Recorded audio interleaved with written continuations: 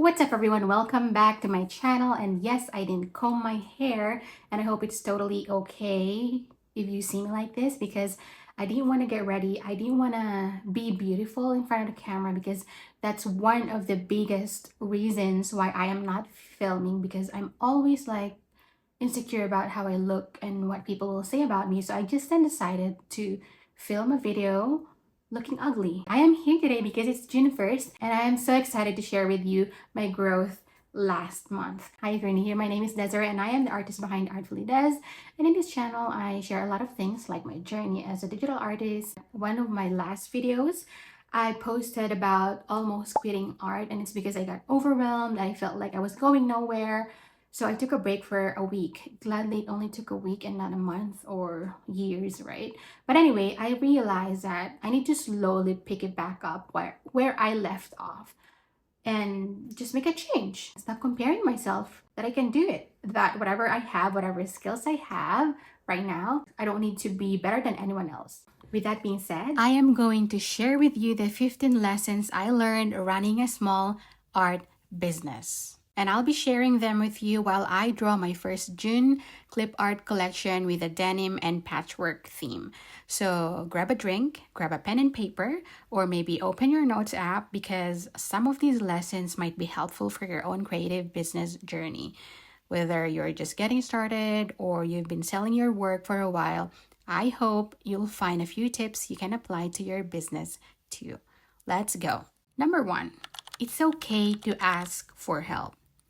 Asking for help is not a sign of weakness. It can feel uncomfortable, but it actually helps you learn faster.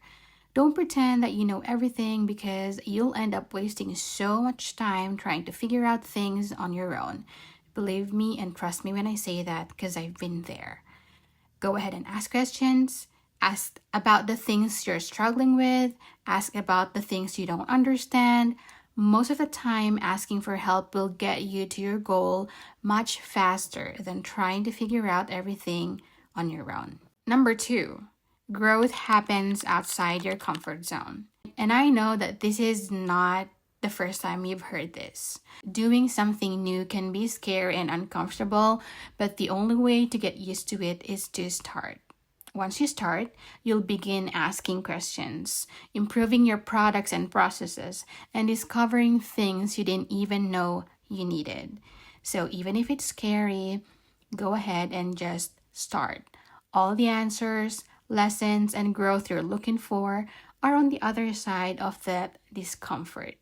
And it happened to me. Number 3, not every platform is worth your time.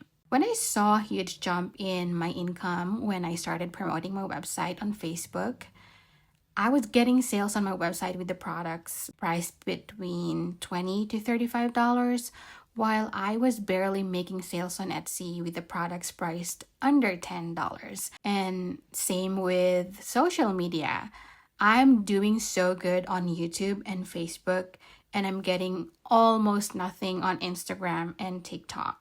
So because of that, I am choosing to focus on Facebook and selling on my website instead of spending so much time listing products on Etsy. That was a huge lesson for me. Just because a platform works for someone else doesn't mean it's the best platform for your business.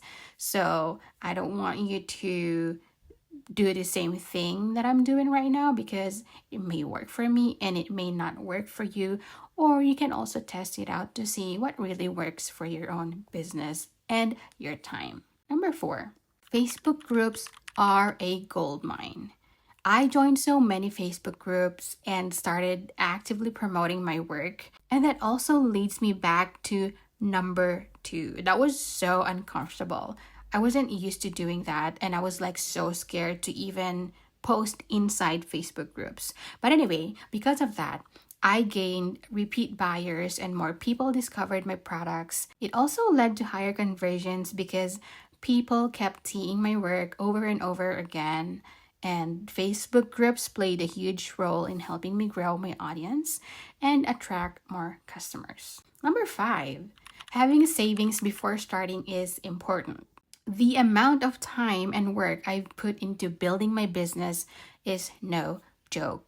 In the beginning, I was earning very little, sometimes close to nothing. And even now, what I'm earning still isn't where I want it to be yet. My current goal is to earn at least $1,000 per month. And I'll just share my numbers on the screen so you can see. Building a business takes time. Having savings gives you room to grow without constantly stressing about every single sale. Number 6, find your art community. One of the best things I've found through this journey is my small community of artist friends. We have a group chat and they've become my support system. They give me so much confidence, so much confidence.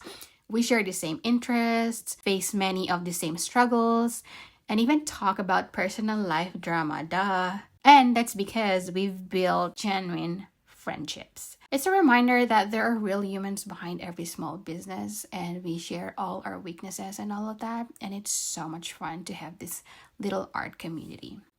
Number 7, self-doubt will be your biggest roadblock. I doubted myself many times before opening my own Facebook group.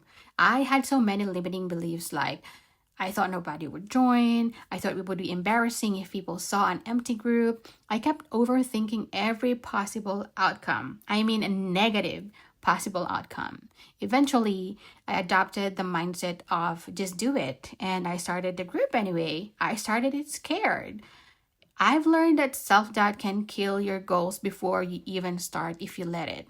So what I did is, going back to the previous points that I mentioned earlier, I started asking a lot of questions and I did it scared. Number 8, marketing requires repetition. You can't post your product once and expect people to magically find it. I saw this video from Kelsey Rodriguez and then it hit me hard because it was true. That's what I was before. And I just kept refreshing my dashboard to see if somebody actually bought it. But I only posted it once or 2 times. You can post it 3, 4, or 5 times and wonder why you haven't made a sale.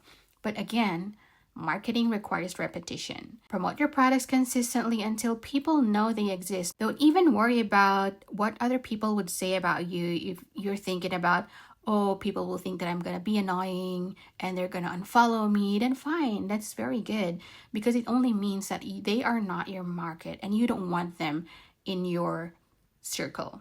So if they unfollow you, that's totally okay, nothing personal. They just don't like your products, which is okay.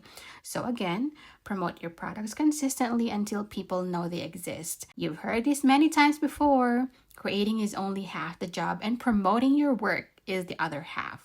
Let's not forget about that. Number 9, bad reviews are part of the process. Getting a negative review can be scary, and it's easy to overthink and stress about what people think. But the truth is, you can't please everyone. Some people will leave bad reviews simply because they didn't read the description, and it happened to me. It's nothing personal, and I've learned not to be afraid of negative reviews.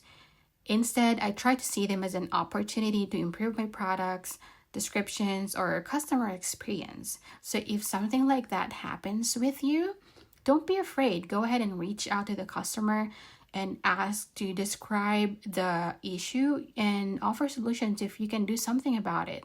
But then again, stick to your rules. If you said that you cannot issue refunds, it's because it's their fault, then don't issue any refunds. Don't feel the pressure to do so. They will understand.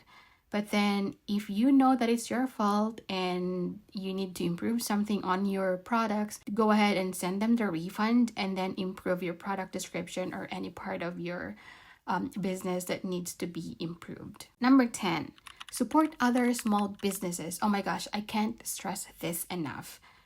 Supporting other businesses has helped me build relationships and gain support from others. This is very true. If you see someone else's post, just leave a like or leave a comment or bump their post. You'll be surprised how many people return the favor. I've had people bump my posts, recommend my products, and even tag me when they see someone looking for products like mine. Just keep showing up and supporting others. People will remember you. Number 11, set a goal so you know what to expect. My goal right now is to earn $1,000 per month. And to reach that goal, I need to sell about 30 products priced at $35 while also accounting for fees. Knowing that number gives me something concrete to work around. And based on my analytics, my Facebook, and my website, I know how often I need to post and how much effort I need to put in because I have that clear goal. Having that makes it easier to measure progress because you know exactly what you're working toward. Number 12, you don't need hundreds of products to make money. One of the biggest mistakes I made was constantly creating and not promoting. I've spent so much time creating and drawing. I thought the answer was always another product, new set of collections. But I learned that you can promote a single product repeatedly and continue making sales from it. You don't need hundreds of products to make money. You need people to actually see the products you've already created. Stop over creating and go ahead, scour your folder right now and promote one product repeatedly. Number 13, teach what you know. People love to learn. I found that teaching what I know helps build trust with my audience, whether it's tips, hacks, lessons, or mistakes I've learned along the way. Someone out there can benefit from it. No lesson is too small. Don't overthink that.